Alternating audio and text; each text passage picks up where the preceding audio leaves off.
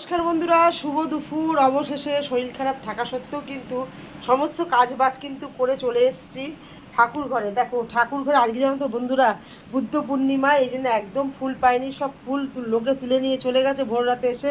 এই দেখো গোপুসোনাদের দেখো পুজো দিয়ে দিলাম, ঠিক আছে তো। একদিকে জ্বলছে কিন্তু তেলের প্রদীপ, আর একদিকে জ্বালিয়েছি কিন্তু একটা ঘিয়ের প্রদীপ, ঠিক আছে। গোপুসোনাদের আজকে একটু দুধ মিষ্টি দিতে হয়, দুধ মিষ্টি যা জোটালো সেটাই দিয়েই আজকে ঠাকুরের পুজো করলাম। ওখানে বজরংবলী, এখানে মা তারার ছবি রয়েছে। দেখো সমস্ত কাজবাজ আমি করে ফেলেছি অলরেডি। আমার ঠাকুর ঘরটা খুব অন্ধকার, কেন পিছন দিকটা তো কেমন যেন অন্ধকার। আমি এটা আলো করতে পারি না, আলো করার ব্যবস্থাটা আমাকে করতে হবে। তা বন্ধুরা দেখো সমস্ত কাজবাজ এই যে কেজেছিলাম সব শুকিয়ে গেছে, ঘর দোর দেখো সব পরিষ্কার। আর ওপরে হচ্ছে রান্না করি, ওপরে রান্নাঘর দেখেছো তো। বাড়িতে এখন কেউ নেই, আপাতত আমিই আছি। তা thank you all my friend, সকলে ভালো থেকো, সকলে সুস্থ থেকো।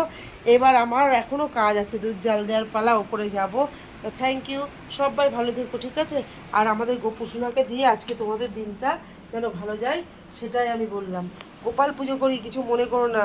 হ্যাঁ, গোপাল পুজো করতে মন চাই, গোপুসোনাদের ভালোবাসি, তাই গোপাল পুজো করি।